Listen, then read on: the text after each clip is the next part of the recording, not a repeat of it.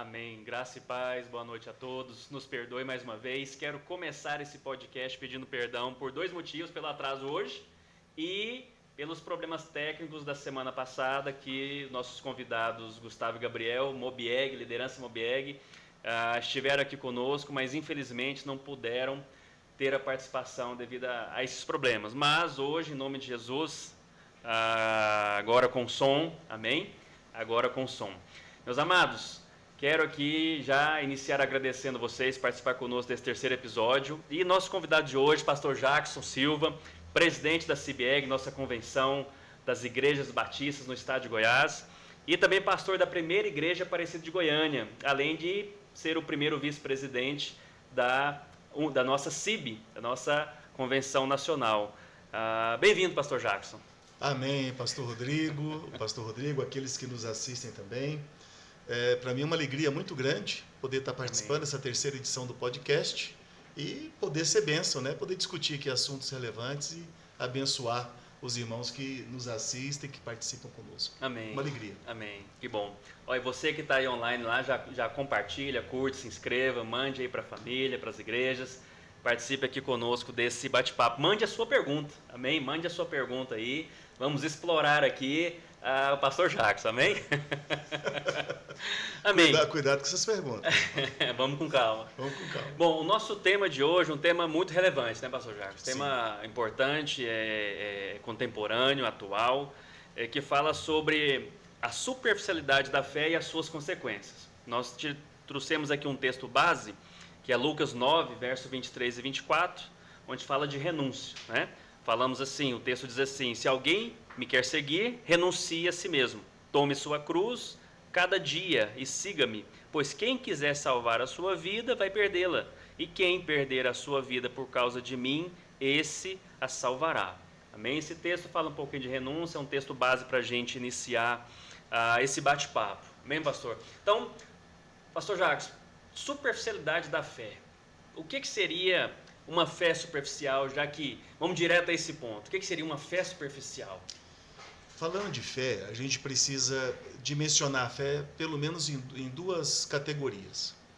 Uma é aquela fé de você acreditar em alguma coisa, aquela fé pessoal, íntima, de você entender que algo é verdade, de você esperar, ter esperança que alguma coisa vai acontecer, que é algo que é intrínseco a todo ser humano. Isso independente de fé, de religião. Até aquela pessoa que se diz ateu, ela tem esse tipo de fé.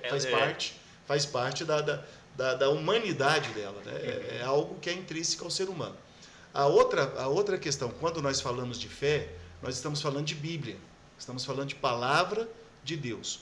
Quando a gente fala de fé, nós estamos falando do compêndio das Escrituras, de tudo aquilo que ela compreende, dessa minha relação com essa fé, se eu creio nisso e qual o impacto disso na minha vida. Então, pensando nisso, entendendo fé como Escritura, como alguém que se diz cristão, no nosso caso cristão, poderia ser de outra religião, no nosso caso que interessa é o cristianismo, somos cristãos, acredito que o nosso público também. Então, a fé cristã. Quando eu digo fé cristã e falo de superficialidade, logo eu entendo o seguinte: até que ponto eu creio nessa fé? Até que ponto essa é a minha fé de verdade? Até que ponto eu me relaciono com a palavra de Deus? Até que ponto a palavra de Deus é de fato importante para mim? Uma das máximas do cristianismo é que a Bíblia, a palavra de Deus, é a nossa única regra de fé e de prática. Ela é absoluta, ela é a verdade, né? Logo, se eu sou cristão, eu preciso me definir até que ponto. O que está me levando a isso? Geralmente, uma pessoa que tem uma fé que a gente chama de superficial é uma combinação de alguns elementos, né? É uma combinação de uma espiritualidade também fraca, sem o propósito correto, né? Sem o compromisso, o comprometimento que precisava. Muitas vezes uma fé emocional, ela infelizmente existe. Só aproveitando um detalhe que você falou, mas essa superficialidade, ela independe de quando na vida da pessoa, pode ser no início, durante o processo de... porque assim, vamos pegar, a pessoa se converte, a pessoa converteu, primeiro amor, aquela coisa toda, mas é possível mesmo ainda ela já começar, dependendo do alimento que ela receber, ela já ser superficial, já começar? É possível, é possível. Essa superficialidade pode ter aí duas questões, duas causas. Primeiro é que não houve conversão. Concordo. Houve um convencimento, por alguma razão a pessoa entendeu de ir numa igreja, achou a palavra interessante, achou o ambiente gostoso, gostou da proposta. Hoje é muito normal essa questão de comercializar a fé, né? Você usa a fé como anador, você usa a fé como amuleto, você usa a fé ou a Bíblia como a lâmpada de Aladim, como se Deus fosse de repente surgir ali, né? Faz aí 3 pedidos e eu te atenderei. Então, a pessoa ela usa a fé como um instrumento de conveniência, dela alcançar algo que ela deseja. Eu não posso dizer que essa pessoa se converteu, né? Ela entendeu, achou legal, achou bacana. Às vezes o ambiente da igreja é um bom ambiente para network, para relacionamento. Eu vou naquela igreja tal, porque o público que frequenta ali é um público classe AA e tal, e lá eu consigo me relacionar, fazer uns negócios. Vou na igreja porque é um lugar bacana para ter minha família, né? Para criar meus meninos, um ambiente salutar. Vou na igreja porque é mais barato que pagar um teatro, né? Muitas vezes, ou um grande espetáculo, e lá tem um louvor bacana, tem uma palavra meio coach, assim, motivacional, forte, que enche minha bola, né? Que massageia meu ego, que diz que tudo que eu fizer vai dar certo. Então, de repente, a pessoa vai na igreja por isso. Eu não posso chamar isso, não estou aqui julgando, mas é um fenômeno, né? E em geral, dessa forma, que essa pessoa se converteu. Por alguma conveniência, está aí na igreja. Pode acontecer também da pessoa se converter, de verdade, ter uma experiência com Deus, ter ouvido o verdadeiro evangelho, ter respondido a ele, mas por alguma razão ou outra, ela foi esfriando. E à medida que ela se esfria, essa fé vai se tornando superficial. Aí ela alcançou a fé de verdade, mas por um vacilo, em razão de alguma coisa, de algum evento na vida dela, essa fé foi esfriando. Por se esfriar, se torna superficial.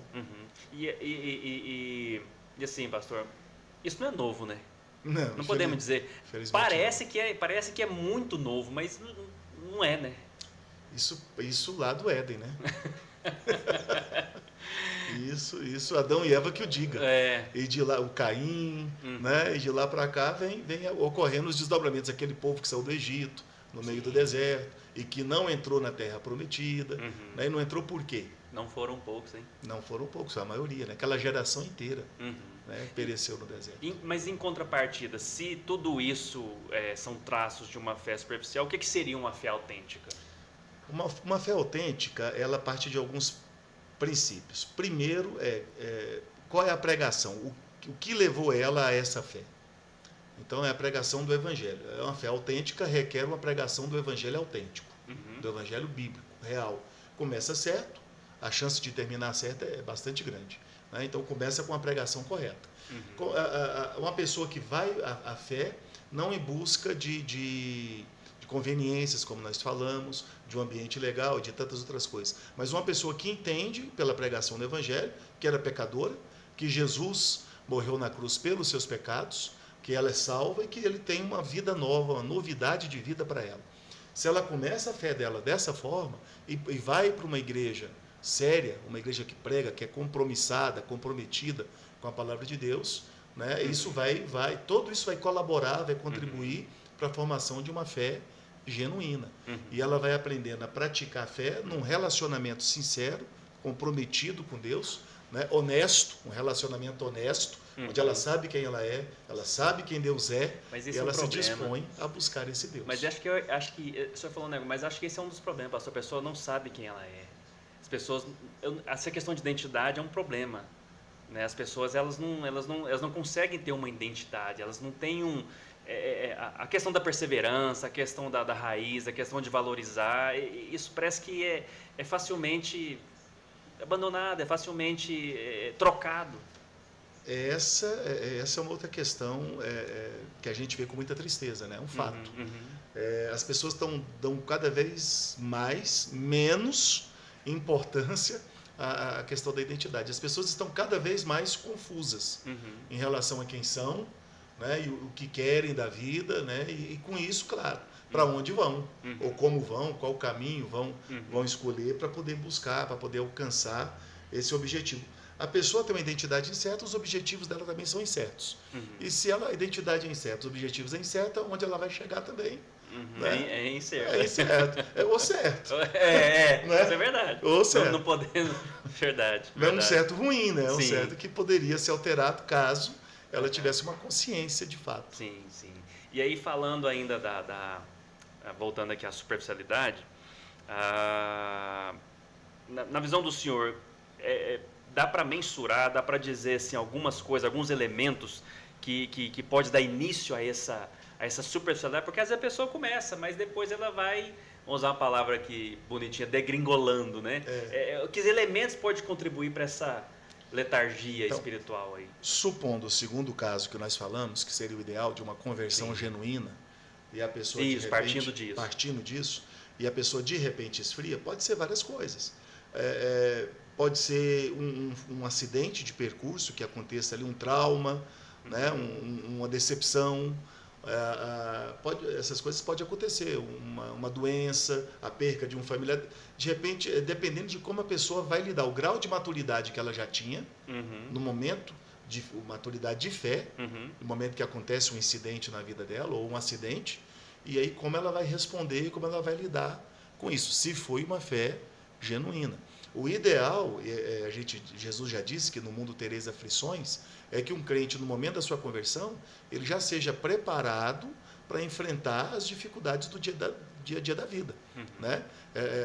As perdas, as dores, as decepções, as frustrações, são coisas, infelizmente, por mais que a gente não goste, são coisas normais e cotidianas da vida de qualquer pessoa, inclusive do crente. O que deveria diferenciar o crente do não crente seria como lidar com essas coisas, como enfrentar essas coisas. A gente percebe, mesmo no crente que se converteu, uma certa fragilidade. Talvez a culpa é nossa, talvez a culpa é das igrejas, talvez a culpa são dos líderes, dos pastores, que tratam as pessoas como bebês, né? E vão dando muletas ali para elas e não permitem que elas amadureçam, que elas cresçam. A gente fica ali cheio de dodói, cheio de dengue, cuidando de todo lado. Como é que o menino começa a andar? O pai fica cheio de aflição, mas se o menino não andar sozinho, se não largar ele não vai aprender a andar nunca. Como é que aprende a andar de bicicleta? Ele monta ali, no começo você está segurando a garupa, está pondo a mão no ombro, uma hora você vai ter que soltar. O joelho ralado é normal. É normal, vai cair, vai aprender a cair, vai ter que aprender a levantar, vai ter que aprender a passar a mão no joelho. Você vai olhar aqui o coração cheio de dor e vai dizer assim, levanta rapaz, o que é isso? Isso aí faz parte, passa a mão aí, tá doendo não, vambora, bora, monta de novo. Tem que aprender a viver, e a gente às vezes fica ali com aquela coisa, tudo pastor tem que ir lá, o líder tem que ir lá, fica aquele crente neném, mimado. Esse crente está fadado a ser um crente infantil e a qualquer momento, qualquer coisinha, qualquer ventinho que der, pode afetar a vida dele. Aquela história da criança abrindo o casulo, né, da borboleta. Você tem que deixar ela... Tem que deixar, faz parte. Por mais que você não compreenda o casulo às vezes... Deus é pedagógico, né? Deus é pedagógico. Deus é pedagógico. E aí, mas isso o senhor fala, a resposta do senhor já vai para uma outra pergunta, e aí entra justamente o papel do pastor. Né? Qual que é... Como o senhor é pastor, né, pastor de igreja e já lida com vidas e com pastores e com vidas há muitos anos, tanto a nível regional, nacional e local. Qual que é o papel, na visão do senhor, do líder, do pastor de igreja nesse assunto? Nós gostamos de inventar, né? Ou às vezes gostamos de justificar nossa existência. E com isso, às vezes, a gente acaba criando coisas que a Bíblia não diz. A Bíblia é a nossa única regra de fé e de prática. O que diz o que é um pastor e quais são as funções do pastor? A Bíblia. Aí eu quero até, tem vários textos, mas, por exemplo, Efésios capítulo 4, do 11 ao 15. É um texto clássico, Novo Testamento, e Paulo delinha ali exatamente qual a necessidade do pastor e qual a função do pastor dentro do corpo de Cristo. Primeiro ele diz que pastores são dotações de Deus para a igreja. A igreja não existe igreja sem pastor. O pastor supremo é Cristo, é o próprio Deus, mas ele usa homens.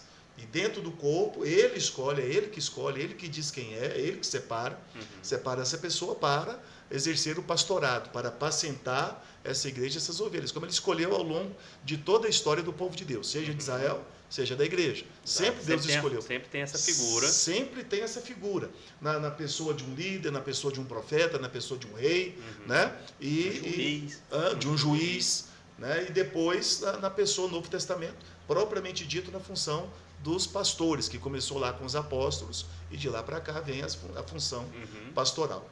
A função do pastor não é aparecer, a função do pastor não é carregar mimar esse membro a vida inteira. A função do pastor não é fazer pelo membro aquilo que o membro tem que aprender a fazer por si.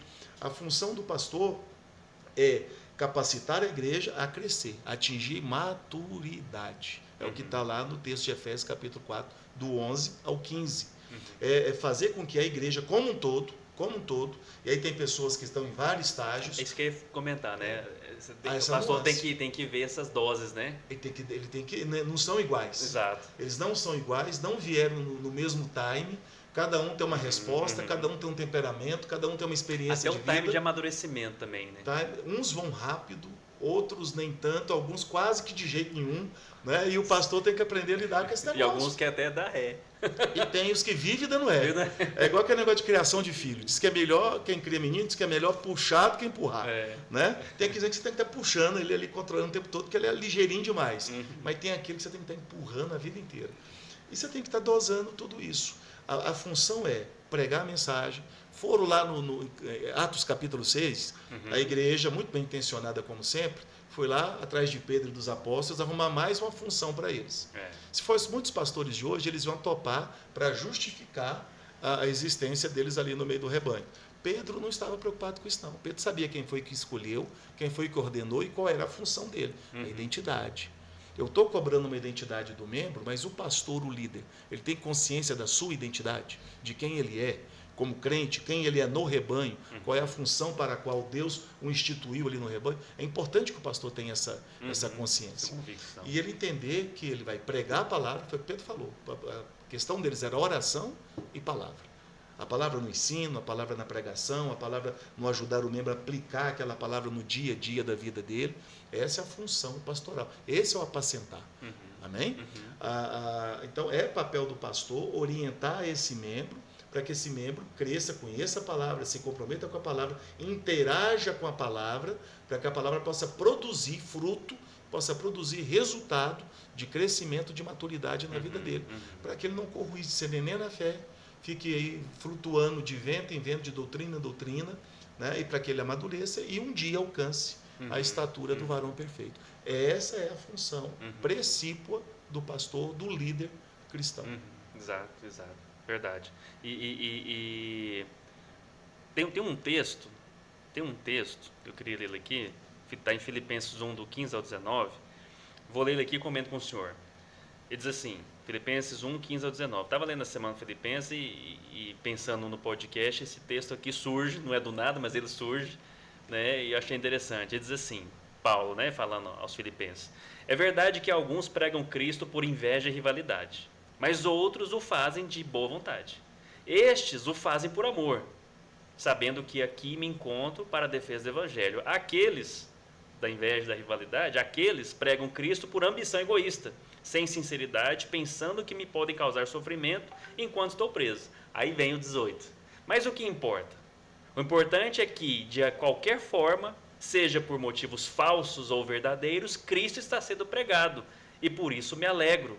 De fato, continuarei a me alegrar, pois sei que o que me aconteceu resultará em minha libertação, graças às orações de vocês e ao auxílio do Espírito Santo. Então, 18 de novo. Mas o que importa é que o Evangelho está sendo pregado, seja por qual motivo está por trás. E aí esse texto, dependendo... Deixa eu mudar a pergunta. Qual a interpretação correta disso? Porque isso pode dar base para você sair falando qualquer coisa em nome de Cristo. Essa é aquela máxima da hermenêutica que diz que texto sem contexto é pretexto. E a gente completa pretexto para quê? Para heresia. Tudo que foge da interpretação correta, tudo que foge do contexto bíblico é heresia. Mesmo que seja um anjo que diga, o próprio Senhor diz que é anátema, é maldição. Então não pode. Esse texto ele parece uma pegadinha às vezes, né? Se a gente não entender o contexto dele. Você vai ver vários outros textos de Paulo, que Paulo fala da maneira correta com que o Evangelho deve ser pregado. E a maneira correta envolve o conteúdo do que está sendo pregado e a motivação de quem prega.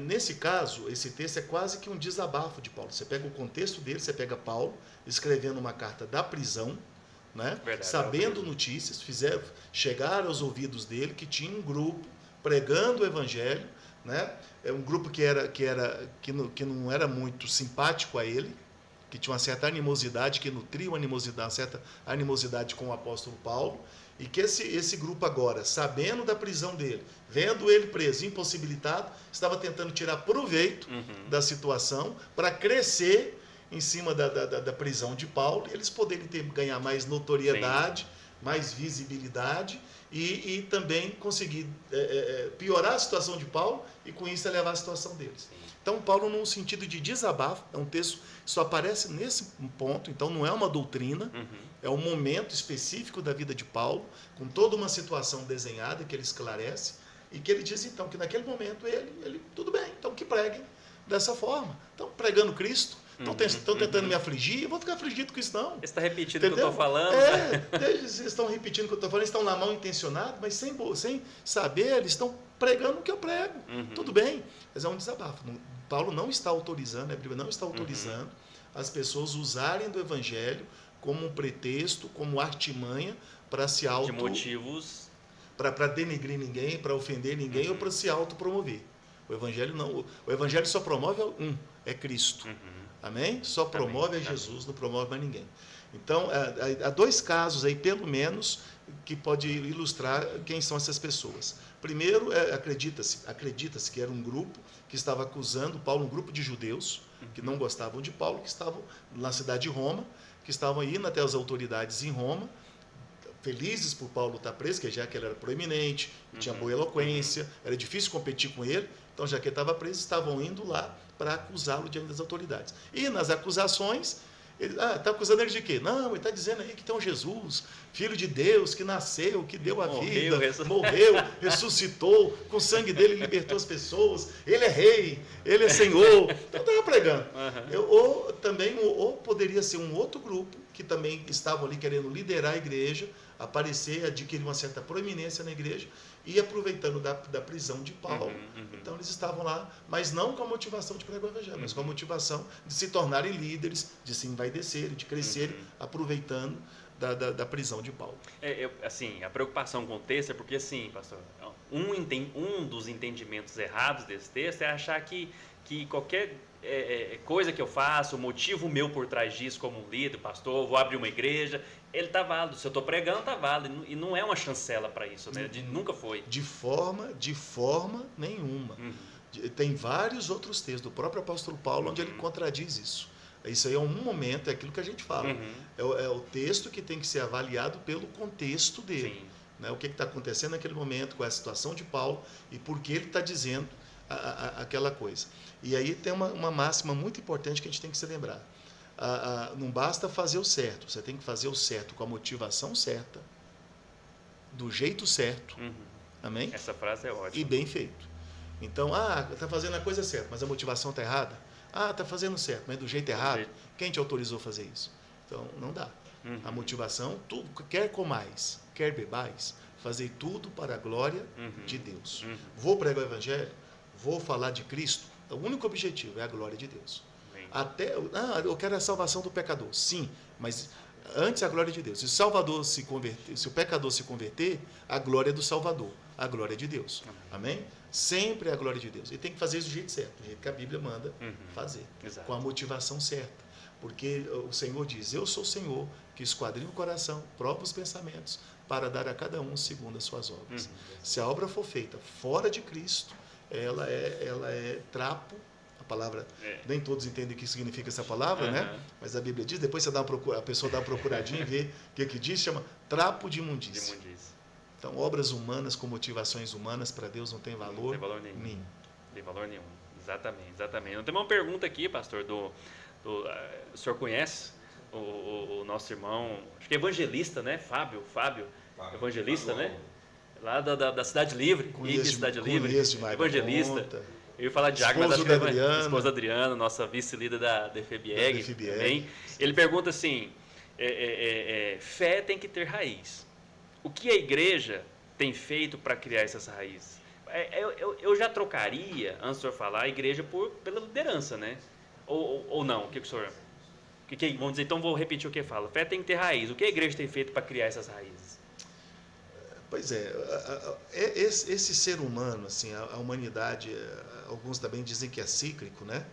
Mas não sei, pode ser, em muitos aspectos, sim, a gente aqui confundir, eu não quero confundir, o nosso papel aqui é clarificar, né?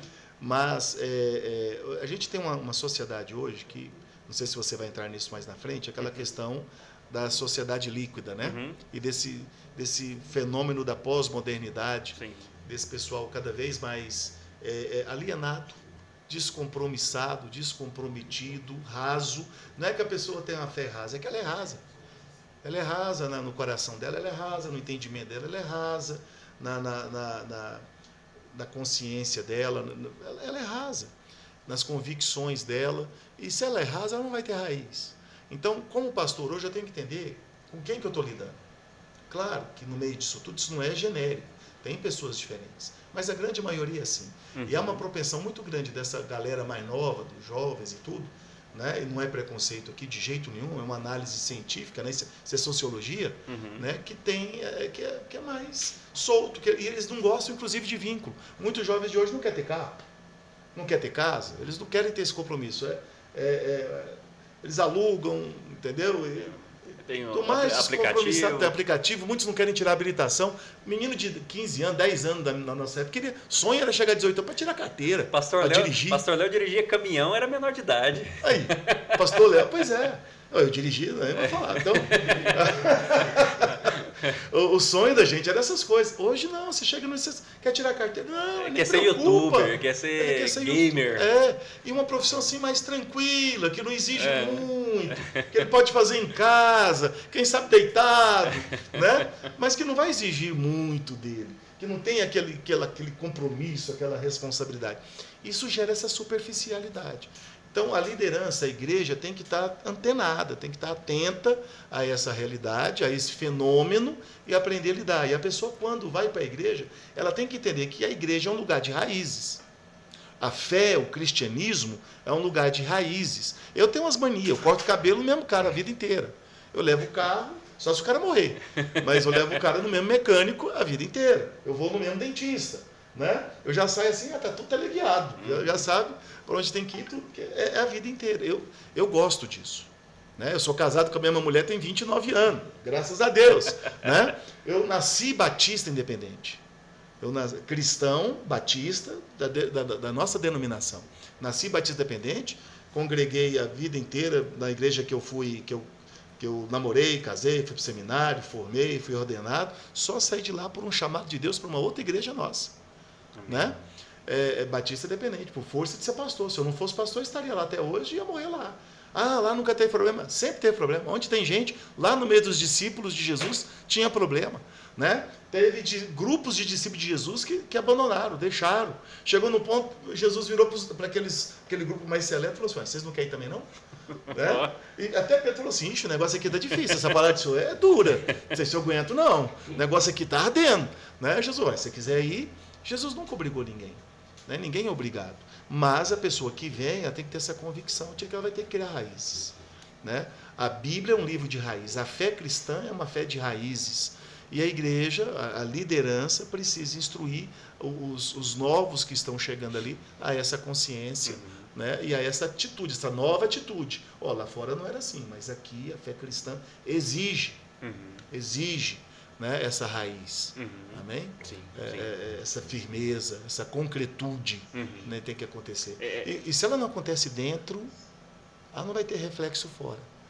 Isso tem que começar dentro. A relevância, né? Relevância vai ter para a sociedade, para a igreja. Não vai.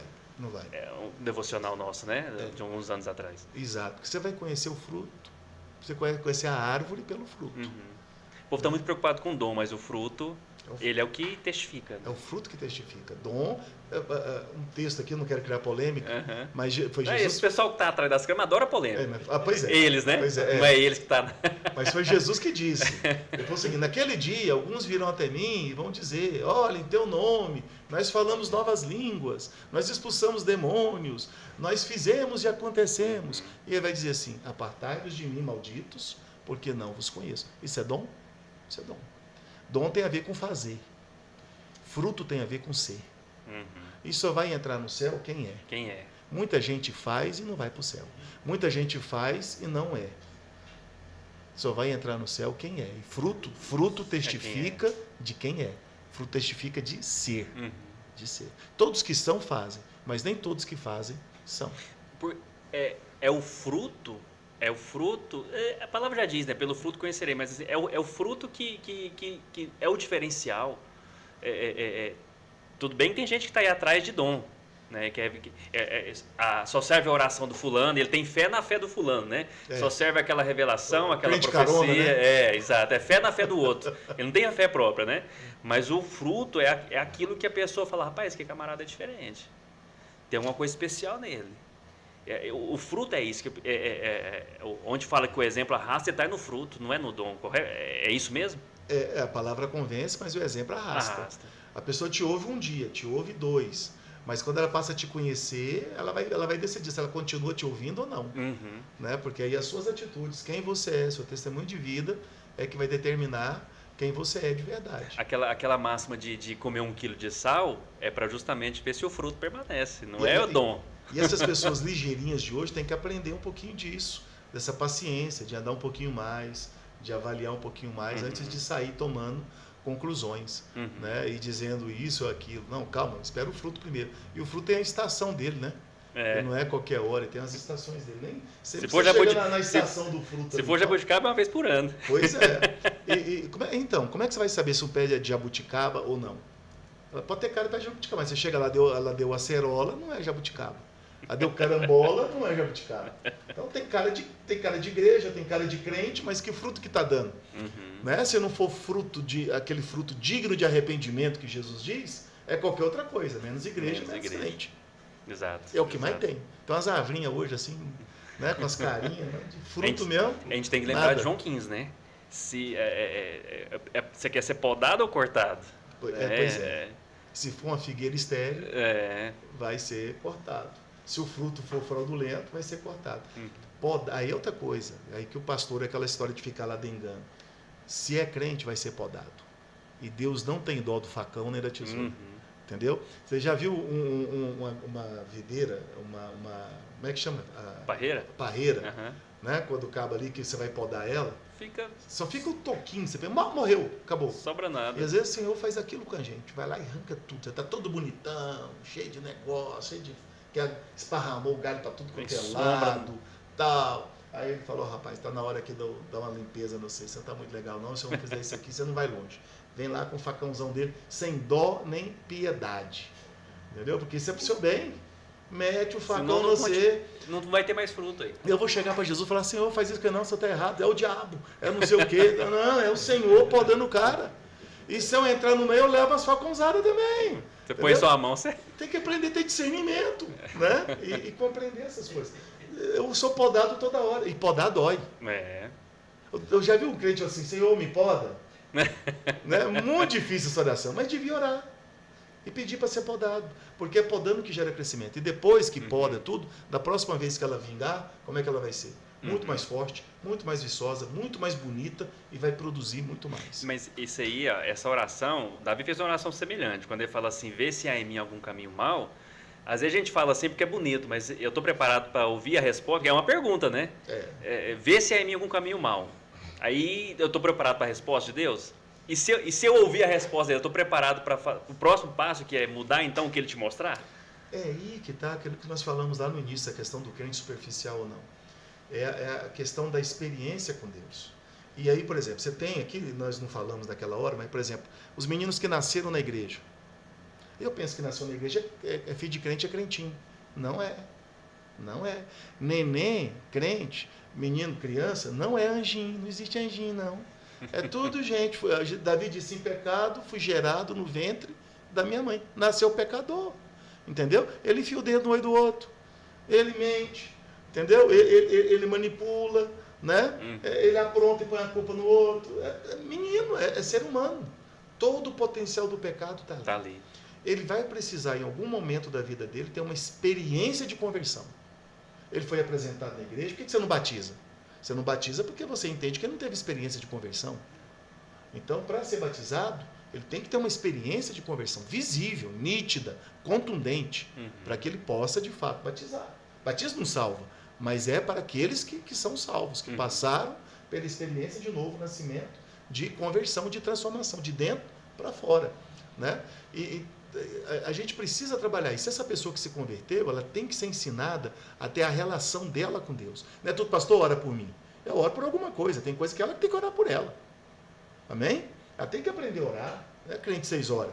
Né? Ela tem que aprender a orar, fazer oração. Ela tem que aprender a ter a relação dela com Deus. Se ela ouve a palavra e não aplica, depois ela está lá incomodando o líder, o outro, porque está passando por um problema de uma palavra que ela ouviu, não creu e não praticou.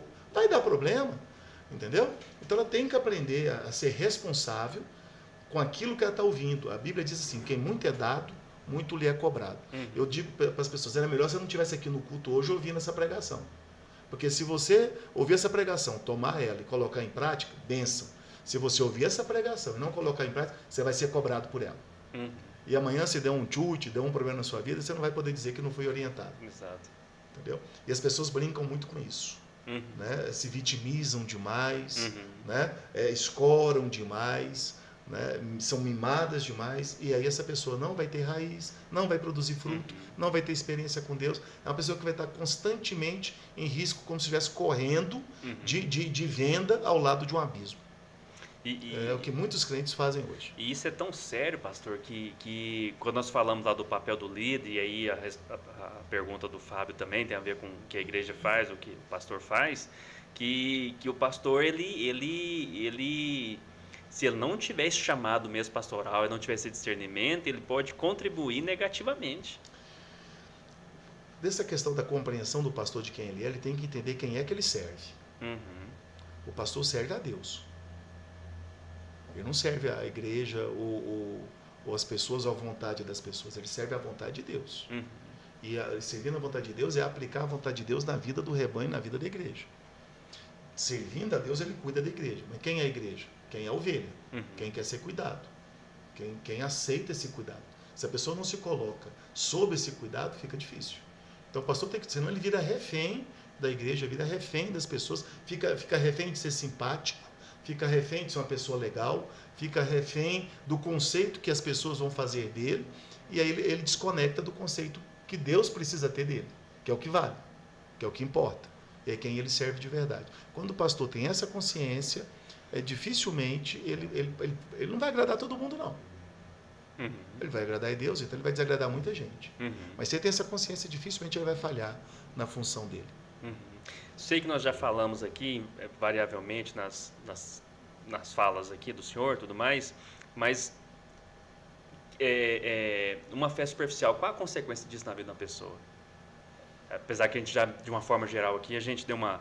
Bom, se ela não se converteu e ela se convenceu e ninguém foi lá e deu um sacode nela, e a gente geralmente não dá, com medo dela ficar assustada, com medo dela sair da igreja, com medo de um monte de coisa, e aí a gente não dá o sacode nela, ela vai estar enganada. Ou ela está se enganando, e se a gente vê ela se enganando e concorda com aquilo, ou nós somos, no mínimo, cúmplices, ou nós estamos ajudando aquele engano na vida dela. Essa pessoa vai descobrir como aquele rico lá da parábola do rico do Lázaro, que apesar de ser judeu, apesar de estar dentro da igreja, foi para o inferno.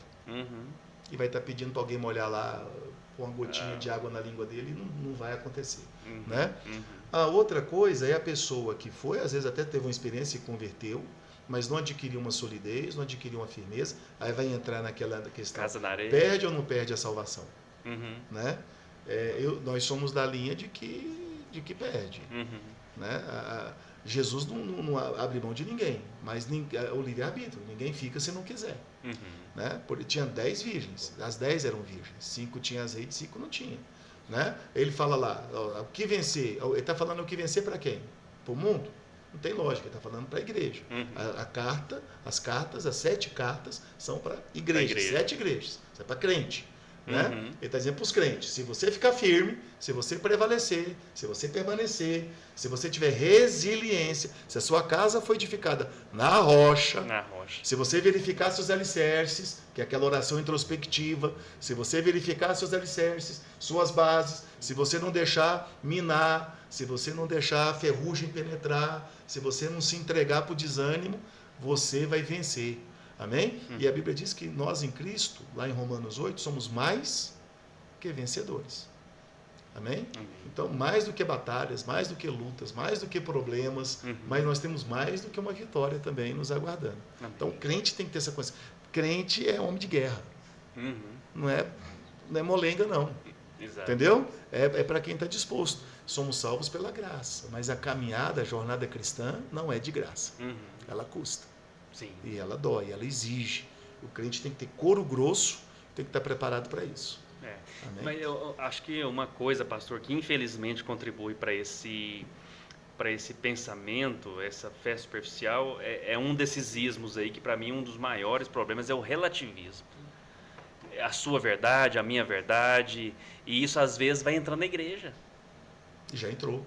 Eu tentei ser menos aqui, né? Mas já entrou. Eu ser assim, não.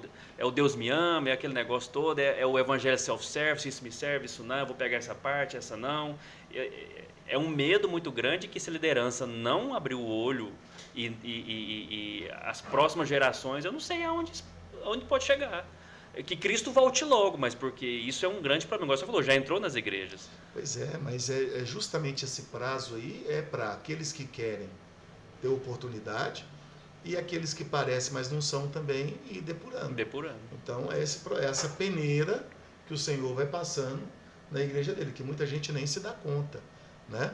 Então, quando eu disse que infelizmente já entrou, tem esse relativismo, as pessoas relativizam tudo, é um evangelho romântico, né? E se torna um evangelho muito água com açúcar para caber na cabeça dessa pessoa que não quer compromisso, que é rasa, né? Que quer facilidade, que quer conveniência, que quer uma palavra que agrade os ouvidos dela, né? Que massageie o coração dela, que ajude ela a se vitimar a vida inteira, pendurar em alguém a vida inteira e transferir culpa a vida inteira, que é uma outra questão. Sim, lá do Éden, né? Transferência de culpa. Sempre. A culpa foi da mulher que tu me deste. Culpa Deus, culpa o diabo, culpa a mulher. Culpou a mulher, já culpou Deus que fez o produto estragado, né? E por aí vai.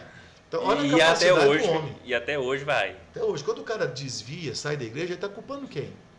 Ele está chateado com quem foi incompetente na vida dele, na visão dele? Foi Deus. Deus olhou com ele. Então não quero mais não. Vou sair da igreja. Entendeu? Aí se ele sai da igreja para outra, ele está culpando o pastor, aquele rebanho, está achando que a grama do vizinho é melhor. Quando ele abandona o evangelho, abandona tudo, que é um fenômeno que nós estamos vendo hoje, há 20, 30 anos atrás, era inconcebível você ver uma pessoa sair do cristianismo para uma outra fé. Hoje está acontecendo. Verdade. O cara sai do cristianismo para outras fés que, assim, que não tem absolutamente nada. Ou seja, ele conheceu a verdade antes de ir, né? Se a pessoa está lá não conhecendo a verdade e vem, né? Mas ela já conheceu a verdade, já foi a verdade liberta, né? Mas se é que foi, né? Então, é o que o senhor falou antes. Conheceu, libertou, porque para o judeu a palavra conhecer não tem o mesmo sentido que para nós. Para nós conhecer é o seguinte, eu vi o irmão ali, vi ele uma vez na vida, vi alguém uma vez na vida. Eu conheço fulano. Você viu ele. Você viu na televisão, viu na mídia social, viu no campo de futebol, você viu ali na esquina, no supermercado, você acha que conheceu. Para o judeu, não. Conhecer é experimentar. Para o judeu, conhecer é comer. É sentir o gosto, sentir o sabor, é ter experiência com aquilo. Ou com a pessoa, ou com aquela verdade.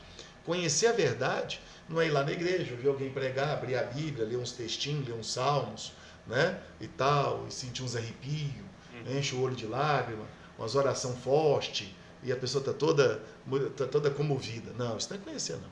Conhecer é ter uma experiência, é olhar no olho de Jesus. Conhecer Jesus é você tremer e temer. Quando João olhou para Jesus, ele falou, ai de mim que vou morrendo. Caiu. Quando Isaías, que achou que era um religioso, que conhecia, que sabia, lá no capítulo 6, quando ele teve uma experiência, ai de mim que eu vou perecer. Caí como morto. Quando a pessoa conhece Jesus, tem que morrer. Quando a pessoa conhece Jesus, ela tem que quebrar.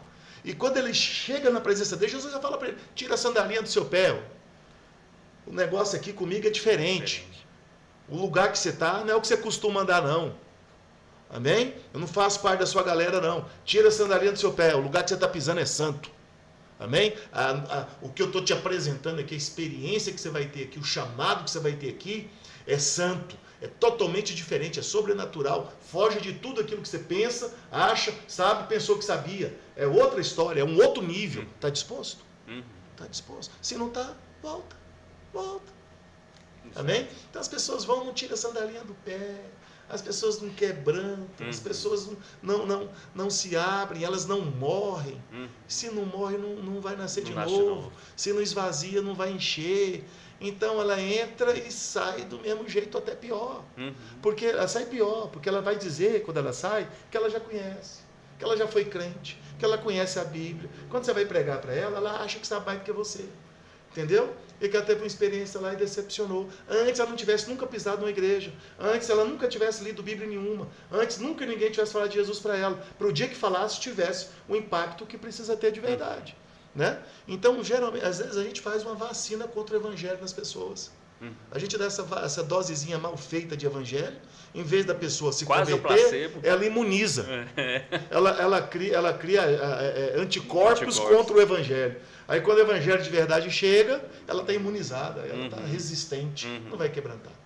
Entendeu? E isso aí vai gerando um grupo de desigrejados que quer sair pregando. O desigrejado hoje, ele não só sai da igreja, ele sai da igreja, mas ele quer fazer grupo familiar, ele quer pregar, ele quer liderar alguma coisa. Ele está tão incomodado, ele diz que está bem, mas ele está tão incomodado de ser desigrejado que ele quer desigrejar o resto. Se ele estivesse bem, ele não estava incomodado com os outros, não. Mas a prova que ele não está bem é que ele está incomodado com a igreja. Aí ele quer ir lá na igreja e fazer todo mundo virar desigrejado igual ele. E se ele tivesse experiência com Deus de verdade, fosse crente, ele nunca seria um desigrejado. Porque a igreja é um corpo. Toda a Bíblia, todos os textos vão nos dizer que nós somos corpo, membros uns dos outros. Entendeu? E nós servimos a Deus no corpo. Fora do corpo não há igreja. Fora do corpo não há sentido de fé. Amém? O galho fora, o galho jogado, é um galho seco de uma árvore qualquer. Vai morrer. Entendeu? O galho só vira alguma coisa quando está enxertado. Para enxertar tem que congregar, tem que fazer parte, tem que estar no corpo. Se eu amputar meu braço aqui, ele apodrece. Amém? Você só tem vida, só tem sentido, só tem função aqui. Se tirar daqui, já era. É inútil. Serve para quê? Para um cachorro ir lá e comer ele. Não é para mais nada. Acabou. Entendeu? É um troço sem vida. Desculpa, perdão pelo troço, mas é. Né? Irmãos, isso é muito sério. A gente fala, é um podcast, eu não sei como é que está quem está nos ouvindo, mas é de extrema relevância, né? Sim. E a ideia é nos chamar de fato a uma reflexão. Ninguém é obrigado a acreditar no que nós estamos falando aqui, não. Mas se uma pessoa quer, de fato, ter uma vida cristã, ela precisa pelo menos considerar e refletir no que nós estamos falando. E o nosso interesse é que alguém que de fato quer, se a pessoa não quer, nós te respeitamos, está tranquilo, segue sua vida. Mas se a pessoa quer, nós queremos te ajudar. Queremos que você amadureça, que você cresça e que você alcance, de fato, essa experiência contundente, transformadora com Cristo. A questão é, uma vez encontrando com Cristo, nessa experiência com Ele, jamais vai ser a pessoa que era antes. Assim, né? É impossível uma pessoa ter um encontro real com Cristo e é a mesma pessoa. Não tem jeito. Tem que estar disposta a morrer. Exato. Porque se ele não mudou, ele não teve o encontro. É isso, né? Já não mudou, não teve o encontro. Não tem como ser diferente isso. Já era. Né? Tem uma pergunta aqui do irmão Adson, irmão do pastor Sebastião, Adson lá da Luz e Vida, né? Adson Rodrigues Costa, bombeiro militar. Ele pergunta assim, existe um padrão, eu vou tentar ver se a pontuação está certa aqui, qualquer coisa o irmão Adson nos corrige aí. Assim, existe um padrão no Antigo Testamento como no Novo Testamento, fazer discipulado ensinando a guardar tudo. É uma afirmação. A igreja não tem falhado nessa área? Entendendo a igreja da mesma forma que você colocou na questão da pergunta do irmão Fábio. Isso. Do evangelista Fábio. Sim, você pega a igreja no geral, que nós estamos falando. Nós vivemos esse fenômeno dessa sociedade líquida, dessa humanidade superficial, descomprometida, de conveniência, e a igreja é formada por quê? Por gente. Se as pessoas que vêm para a igreja não são desafiadas a mudar o padrão, esse padrão do mundo vai se tornando o padrão da igreja. E à medida que a igreja não evangeliza, ela vai sendo evangelizada pelo mundo. E à medida que ela é evangelizada pelo mundo, ela vai ficando travestida. E aí ela começa a fazer de conta que trabalha e não trabalha. Começa a fazer de conta que serve, mas não serve. Ela começa a fazer de conta que está fazendo a obra de Deus, mas não está fazendo a obra de Deus. Então, nesse sentido, sim. Sim. Não sei, respondeu? Não, sim. Mas se eu pegar o comentário anterior e esse, a gente vê que é uma via de mão dupla, né? pessoas e igrejas, vamos dizer assim, né? Porque se você não quer, como ovelha, se você não quer, o que você vai fazer? Nessa sociedade rasa, de conveniência, sem compromisso, a palavra prestação de contas, ela soa como um terror na mente das pessoas. Ninguém quer prestar conta para ninguém. Só que a Bíblia diz que todos nós prestamos conta. Nós devemos prestar conta uns para os outros, pedir perdão um para o outro, conversar, falar, reparar se for preciso, né? E nós prestamos conta para Deus todos os dias e vamos prestar conta para Deus naquele dia. Então o cristão entende que ele está servindo alguém, esse alguém tem um padrão. Tudo que Deus mandou fazer, Deus foi específico, Deus é enjoado. Você vai fazer uma arca para mim, a arca vai ser assim, assim, assado, você vai usar tal material, você vai fazer dessa forma, vai ter tal medida, vai ter tantos compartimentos, específico. Noé tinha que seguir com toda determinação aquilo que o Senhor especificou para ele. Vai no tabernáculo, vai no templo, tudo, as vestes do sacerdote. Deus é específico. Com a igreja, com a noiva dele, a menina dos olhos dele, do mesmo jeito. E aí nós entramos ali achando que o negócio é nosso. Estou falando nosso, estou generalizando. Né? O homem chega lá e acha que é dele. E que ele pode fazer, porque ele é sentimental, porque ele é isso, porque ele é um crente romântico, porque o importante é o coração. Então, nada disso não. O importante é o que Deus diz que é para fazer. Entendeu? Cada um se adequa, o importante é o que Deus diz para fazer. Sim. Então, seja lá o temperamento que a pessoa tem, a história de vida que ela tenha, ela vai ter que encaixar naquilo ali. E pronto, acabou. Verdade. Aí o senhor citou aí a questão da modernidade líquida, né? Esse é um assunto que a Umbieg trabalhou num dos cafés, acho que lá em Anápolis, né, com os pastores ali, obreiros, falando sobre essa modernidade líquida, né? Esse conceito de Bauman, né? Bauman.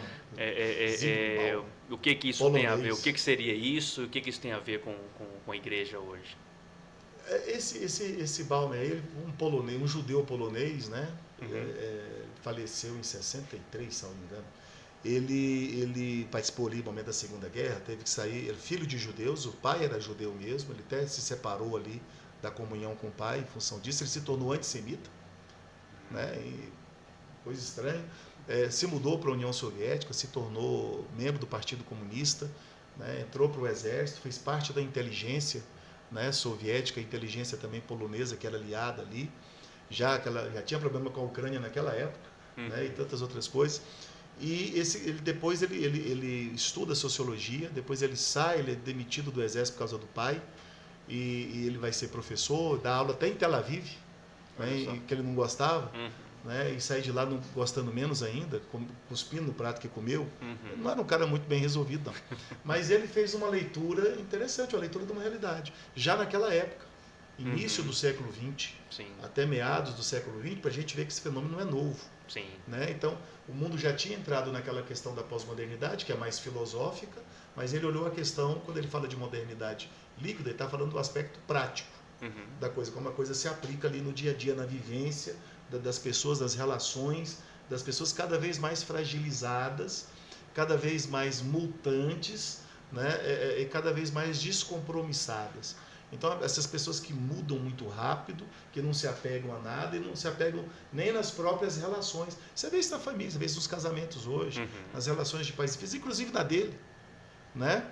Própria, com a raiz, com a raiz judaica que ele tinha, com a família, com os pais. Ele rompeu isso de uma forma muito tranquila, né? Pela conveniência de fugir para a União Soviética e tudo. Então, também não quero julgar ele, mas ele fez uma leitura interessante. A leitura sociológica dele é importante e tem sido estudada aí nos colégios, nas faculdades, tem sido alvo de trabalho, de TCC, né? De muita gente, e falou uma verdade. Infelizmente é uma verdade, né? Essa geração, essa sociedade líquida existe.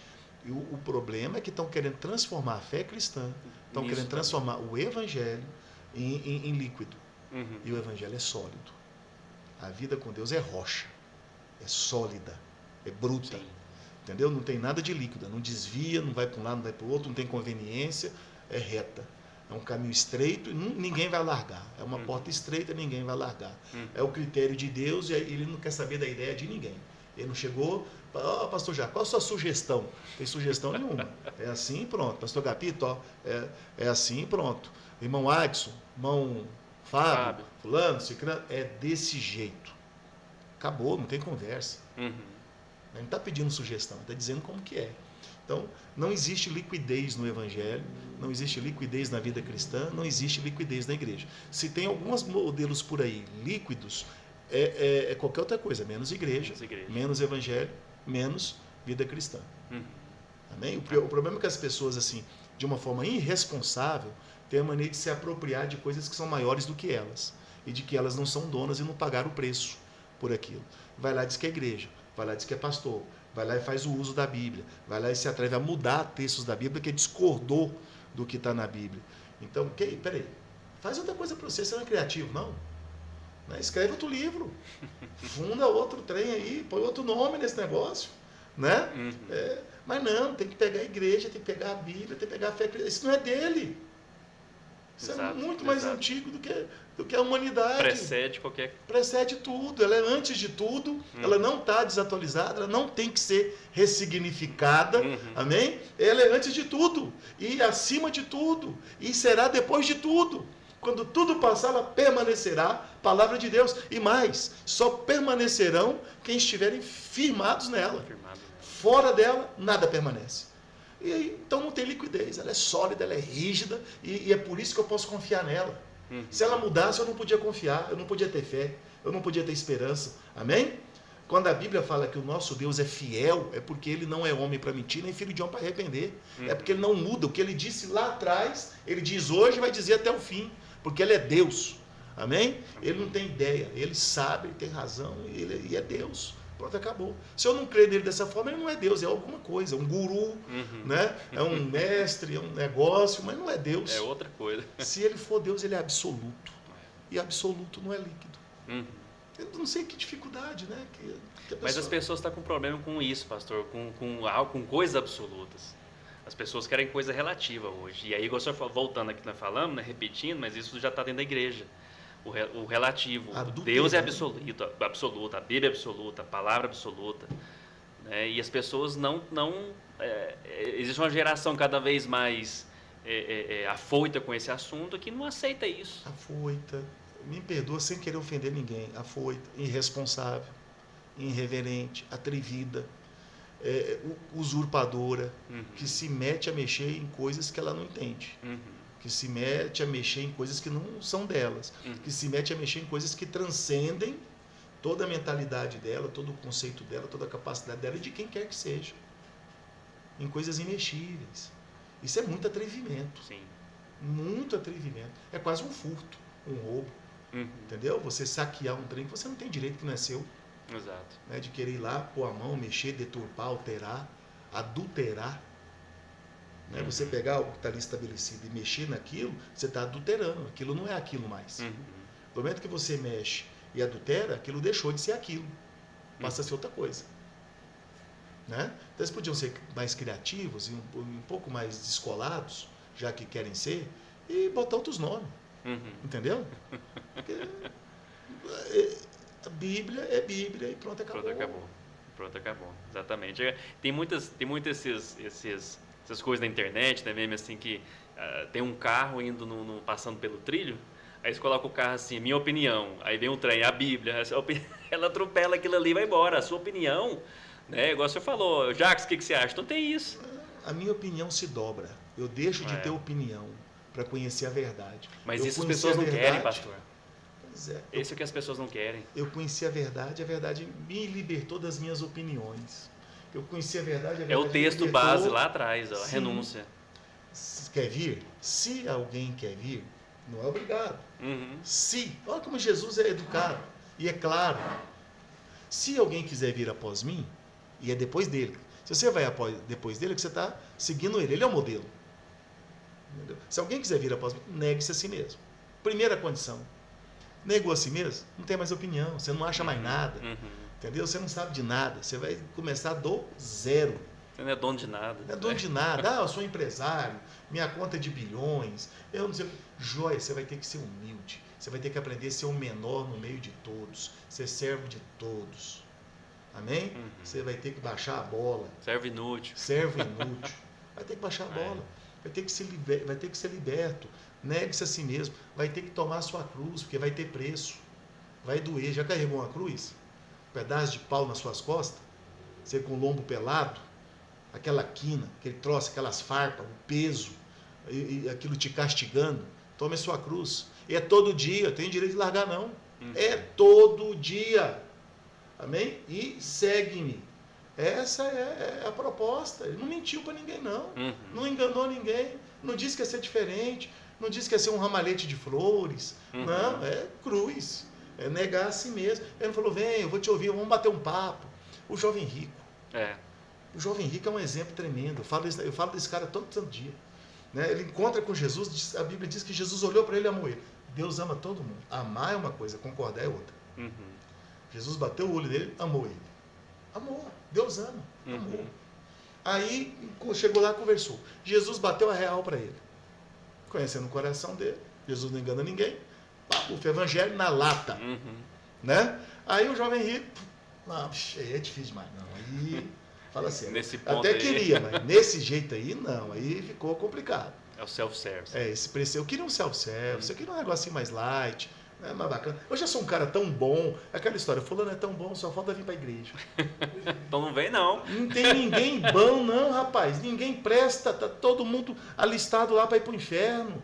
Tá todo mundo é pecador. Amém? Todo mundo é mau. Foram chamar Jesus de bom. Falou, por que me chamas bom? Bom é o nosso Pai que está no céu. Entendeu? Não tem homem bom não. Agora o cara é tão bom, essas vaidades. Vaidade é pecado. Aí o jovem rico não teve jeito. O que Jesus fez? Falou, veio, amou, propôs, o cara não aceitou, respeitou a vontade do cara de não aceitar, o cara foi para um lado e Jesus foi para o outro. Jesus falou, vem cá, não, você ficou chateado, peraí, vamos negociar, nem para você, nem para mim, não é bem vamos assim. achar um meio termo aqui do negócio, eu não sou tão radical. Não.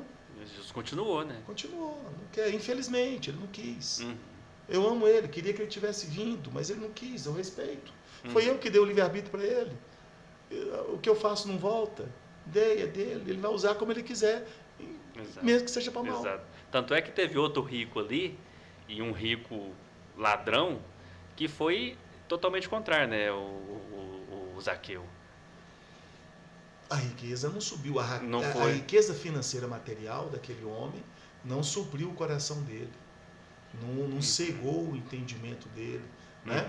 Não foi capaz de não fazê-lo perceber a sua miséria, a riqueza, o dinheiro que aquele homem tinha, o status, o poder que aquele cara tinha, não foi capaz de cegar ele do entendimento da miséria que havia no coração dele. E quando o rico de verdade passou... Você vê que o ser bom não é nada, né? Não é nada. E quando o verdadeiro rico passou diante dele, ele não perdeu a oportunidade para ir lá e dizer, eu sou miserável, eu preciso do Senhor. Né? E aí foi que Jesus... Beleza, vou jantar na sua casa. Né? Não, ele nem precisou de nada. Jesus olhou e chamou pelo nome. Aí que as pessoas não entendem que Jesus já sabe quem a gente é.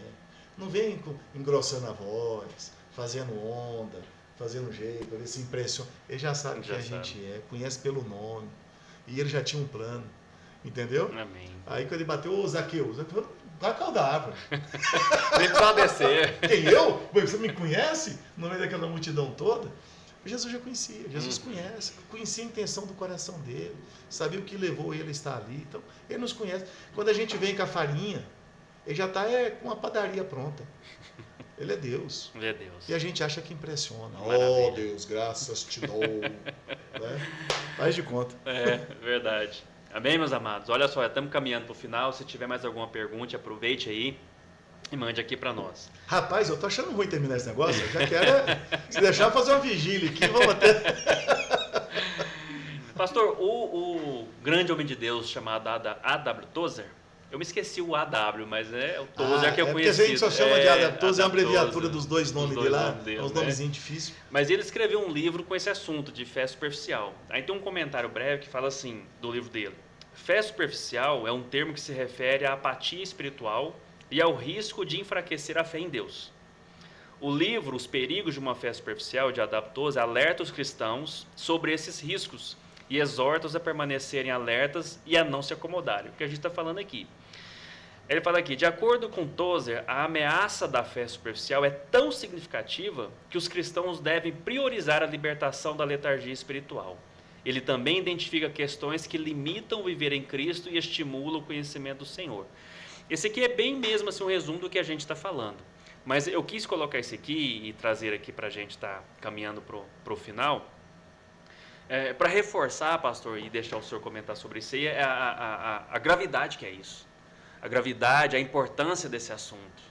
A gravidade de não se aperceber a isso. Isso é para liderança, isso para ovelha, isso para quem está nos ouvindo, isso para quem vai ouvir esse podcast aqui amanhã, depois, daqui a alguns anos, ao que esse assunto for falado nas escolas bíblicas, ao que for mencionado numa pregação, a importância do que a gente está falando aqui hoje. O que o Tozer coloca, o que o senhor já comentou, o que nós já falamos aqui hoje. Então, eu queria que o senhor comentasse um pouco dessa gravidade, o quão sério é esse assunto. Você vê que Tozer, ele fala isso tudo também na mesma época que o Bauman lá também falava, né? Com o início do século XX até meados do século XX. Uhum. É um americano que se converteu ainda como adolescente, bem jovem se tornou pastor de uma igreja americana, que era uma comunidade cristã missionária, né? Eu acho que esse era o nome da igreja dele. E foi um pastor, um pregador e um escritor. A ênfase de Tozer era a vida dele, ele falava do que ele vivia, pregava o que ele vivia, era a busca de uma intimidade, de um relacionamento profundo com Deus. Era um homem de oração. Uhum. Todo mundo que fala sobre ele, que fala sobre a vida de Tozer, que dá testemunho dele, era a necessidade, a veemência, o interesse que ele tinha na busca por um relacionamento sincero, concreto, profundo, verdadeiro com Deus. Uhum. Né? E quanto ele prezava a relação dele com as Escrituras e com a oração. O que eu preciso fazer hoje, eu como crente? Eu estou satisfeito comigo? Eu não. Quem está pregando aqui, quem está conversando aqui, batendo esse papo aqui hoje, eu sou um pastor, sou um crente, que não sou perfeito. O que eu disse é o que eu creio, é o que eu busco viver, mas eu preciso, já melhorei muito. O que me alegra é que eu olho para mim hoje, eu estou melhor do que eu já tive. Uhum. Né? Então eu estou caminhando, mas eu sei que eu preciso melhorar muito. O alvo, né, a estatura do varão perfeito não é qualquer estatura. Então tem muito a melhorar.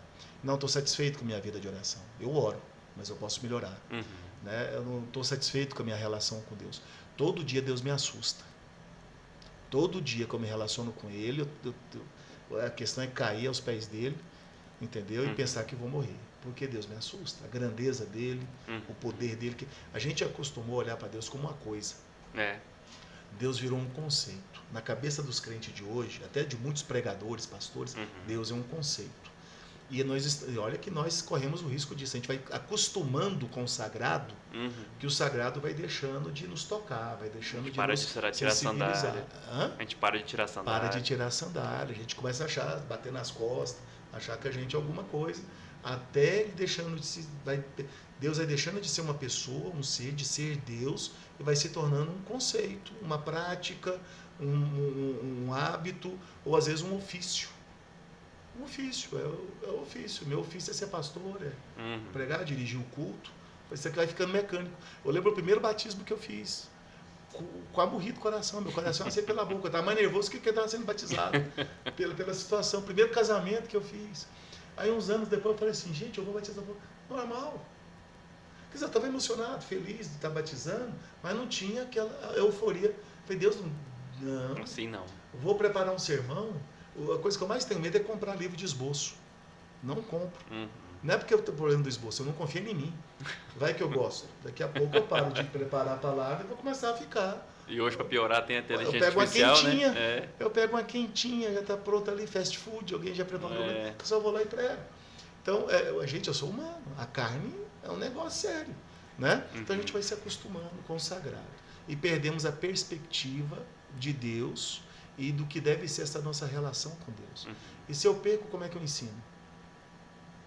Então, aí a igreja de hoje passa a ver Deus como um conceito, né? Como uma religião, um conjunto de rituais, de celebrações, de momentos, como se aqueles rituais, aquelas celebrações, aqueles momentos, tivessem valor nelas próprias, em si mesmas. Não tem. Tudo aquilo só tem sentido quando apontadas para Deus. quando focadas em Deus e com base na palavra de Deus. Quando a gente entende o propósito daquilo em Deus. O que Deus quer com aquilo nas nossas vidas. Amém? O que Deus quer da gente fazendo aquilo. Né? Aí tudo bem. Então a gente vai perdendo essa perspectiva. E aí essa fé vai se tornando líquida mesmo. Uma fé não relacional. Não relacional.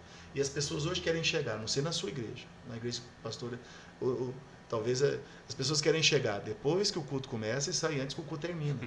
Principalmente a primeira parte. Por quê? A primeira parte então, e depois da pandemia, misericórdia. O povo esqueceu o que é relógio, né? Virou um negócio. Mas as pessoas querem chegar o quê? Ela não quer cumprimentar ninguém, não quer ver a cara de ninguém, não quer que ninguém pegou, fulano. Não. Ela quer ir embora, ninguém tem nada a ver com a minha vida. Não, na igreja todo mundo tem a ver com a vida de todo mundo. Todo mundo é membro de todo mundo é parte. Não quer dizer que é lugar de fofoca, não. Fofoca não. Mexerico não. E você ficar preocupado com a vida dos outros também não. Mas somos irmãos. Temos o mesmo Pai. Saímos do mesmo buraco. E estamos indo para o mesmo céu. Amém. Amém? Lavado pelo mesmo sangue. Amém. Puxa vida. Então nós somos responsáveis uns pelos outros. A igreja tem que ser relacional. Eu não gosto de fulano. Ué, Jesus ama ele, salvou ele, colocou você na mesma igreja que ele. Então você tem que amar ele. Olha, eu não gosto dele.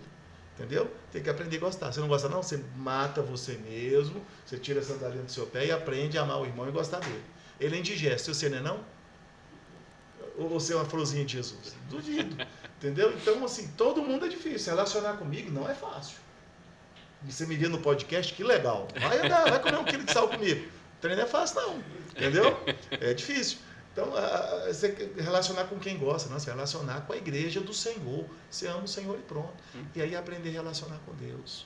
Andar com Ele, ouvir a voz dEle.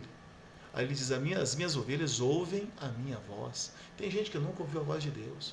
Ou tem um tempo que já não ouve mais e está tudo bem. Entendeu? Não se preocupa mais. E vai, empurrando com a barriga, fazendo de conta, mais preocupado com o que as pessoas estão pensando do que na relação dela com Deus. É isso que vai fazendo a igreja absorver essa liquidez da sociedade. Né? E se tornar essa igreja frívola, essa igreja vazia. Não é vazia de gente não, às vezes está lotada. A igreja de Laodiceia estava lotada. Estava tendo culto. A igreja de Laodiceia, gente, era church de primeira. Não sei que cor que era a parede do púlpito não, mas pensa no igrejão. Um louvor pegando fogo. Tinha um Jesus lá. Entendeu? Estava adorando um Jesus lá. Não sei que Jesus que era aquele. Laodiceia, está lá, é Apocalipse. E aí Jesus está na porta, lá de fora. Como está de muitas igrejas por aí. Eu tenho que ter muito cuidado para não estar lá de fora da nossa. Batendo e gritando. Batendo, chamando. Eu estou aqui fora. Vocês, não é eu que vocês tinham que adorar, não. A relação não tinha que ser comigo, não. Ei, tem um usurpador aí dentro. Mas ninguém ouvir, que estou à porta e bato. Se alguém ouvir a minha voz e abrir, ele não vai arrombar, não vai meter o pé na porta, não. Não, se for de Deus, ele chega. Se for a vontade de Deus, a vontade dele, ele já disse qual que é. Eu é que tenho que agora ir em direção a ela. Ele não vai arrombar. É fácil, né? Eu transfiro a culpa para ele. Não, se ele quiser, ele me obriga. Se ele quiser, ele vem. Se ele quiser, ele arromba. Não, ele já disse que ele não quer de jeito. Ele já disse como é que ele quer. E que eu tenho que fazer minha parte, eu tenho que querer também. Então, tem um monte de Jesus aí que é ídolo. Em vez de eu me tornar na semelhança daquilo que Deus tem para mim, eu quero tornar Deus na minha semelhança. Eu quero cada vez mais um Deus que se pareça comigo. Tem até uns seriados aí de uns Jesus muito legal, né? Mas vem cá. Eu tenho minhas reservas, certo? Então, esse Jesus foi humano naquilo que tinha que ser, mas a humanidade dele nunca contrariou a deidade. Exato. Ele era perfeitamente homem, perfeitamente Deus. Amém? E uno. Né? E nunca pecou. E nunca negociou. Né? Nunca fraudulou. Nada disso. Ele nunca teve esses neuras. Não. O único momento que ele teve ali, que ele suou gota de sangue e falou, se possível, rapidinho ele já ajustou, mostrando o quanto aquilo ali era real e era doído na humanidade dele, foi lá no Getsemane. Mas ele, obediente, cumpriu a vontade do Pai. Exato. Até a morte e morte de cruz. Amém. Né? Então, o cristianismo é Deus me chamando para me tornar semelhante a Cristo, para gerar Cristo em mim. Ele vai ter que me destruir lá na casa do oleiro, para gerar Cristo em mim. Não é Deus me chamando para eu fazer Jesus segundo a minha vontade, a minha pessoa, os meus caprichos, não. É o que a turma está querendo. O molde é dele, né? Não é meu. Eu sou o molde? Então ele tem que se converter para mim. Então, o que a maioria das pessoas estão querendo nas igrejas é que Jesus se converta a elas. Esse evangelho de hoje é o evangelho de Jesus. Se o senhor quiser, vem cá e se converte. Nós estamos muito bem sem o senhor, está tudo jóia. Né? Nós queremos te ensinar como é que funciona o negócio. Infelizmente. Verdade. Não sei se isso agride. Não, mas tem um pregador americano que fala assim que as pessoas ofendem tanto a Deus, deixe que elas se ofendam um pouco, tem problema. Que o evangelho ele é uma pancada, né? Ele é para confrontar mesmo. Sim. É de confronto. Amém. Sim. Posso aproveitar? Sim. Você está no horário. O que a gente falou, o pastor, se ele puder ser simpático, que legal.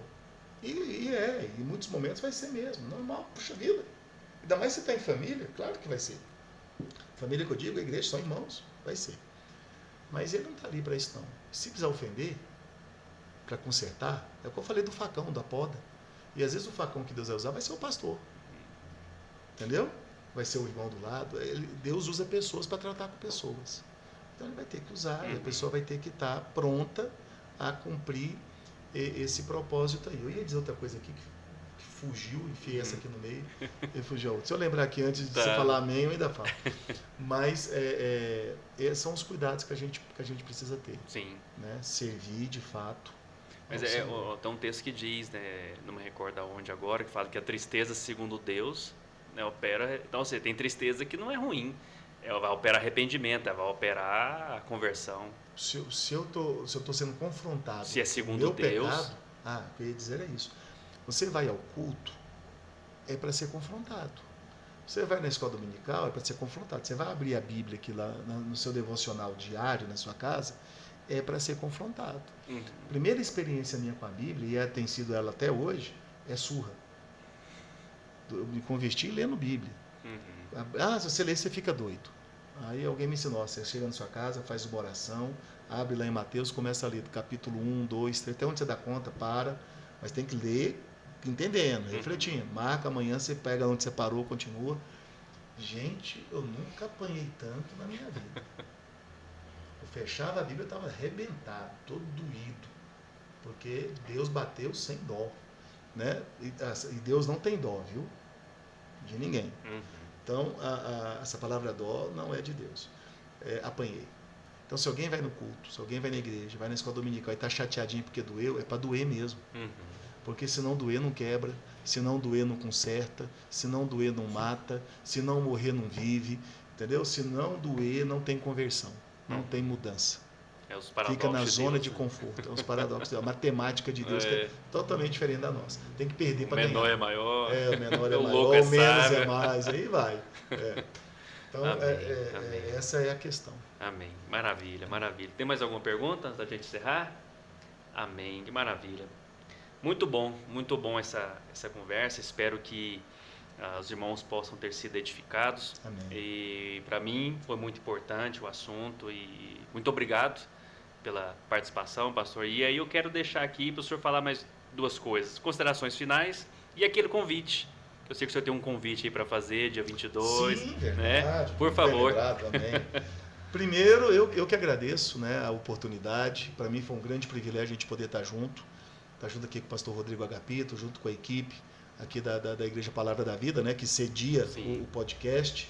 Poder estar falando aos irmãos que estão nos acompanhando, né, na transmissão. Uma alegria e minha gratidão a Deus por nos chamar e nos tornar úteis de alguma forma. Amém. E fazer com que esses momentos seja de fato uma realidade nas nossas vidas. Amém. Maravilha. A questão do convite, dia 22, vai dar no domingo, nós vamos fazer a nossa cantata de Natal, a cantata da primeira Igreja Batista Independente de Aparecida de Goiânia, na verdade, nessa agora? Na verdade, cantata da CIBEG, cantata dos crentes. Nós vamos fazer lá no Teatro Municipal de Aparecida de Goiânia. Era um sonho antigo nosso, né? E a gente foi doido, atrevido, vamos fazer, a primeira vez que a gente vai fazer no teatro, então não nos cobre assim, aquele profissionalismo, aquela coisa, é igreja, né? Mas com boa vontade, coração, então cederam, conseguimos, e entrou para o calendário cultural da cidade de Aparecida de Goiânia, que também é um sonho. Sem que a gente pedisse, sem que a gente fosse atrás, sem politicagem, né? Partiu do próprio poder público inserir a cantata no calendário cultural da cidade. Amém, pastor. Maravilha. Isso nos trouxe uma alegria muito grande. Então, é a igreja dizendo o que é Natal. Se Jesus nasceu dia 25, a gente sabe que não, talvez lá para abril que ele tenha nascido, mas convencionou-se aí dia 25 de dezembro, ele nasceu. E alguém tem que dizer que ele nasceu. Coube aos anjos naquele primeiro dia, de lá para cá, cabe à igreja fazer isso. Nós estaremos lá, anunciando o nascimento de Jesus. Convidamos, lá tem 600 lugares, então todos os irmãos batistas, dependendo dos pastores que queiram cultuar nesse pode levar a igreja, lá, uma caravana, pode pegar uma van. Pode convidar os irmãos, pode convidar aquela pessoa que não é cristã, mas que quer ir lá e quer ouvir sobre o verdadeiro Natal. Né? É bem ido. Nosso convidado, teremos o máximo prazer de tê-los conosco. É papel da igreja, né? Falar do verdadeiro Natal. Né? É papel da igreja. Uns falam que é pecado, aí o mundo fala o que é e a gente, quem cala, consente. É igual a Páscoa, né? Não, nós vamos abrir a Bíblia igual a Páscoa. E vamos dizer o que é Natal, o que é Páscoa, quem é Jesus, o que é a verdade e pronto. Amém. Mais uma vez, obrigado, pastor Jackson. Obrigado vocês que nos acompanham aí. Tudo certo? Amém. Deus abençoe. Não perca, próxima semana, Mobieg. Agora, se Deus quiser, vai dar tudo certo. Amém? Guilherme aí junto. Guilherme, só dele aparecer.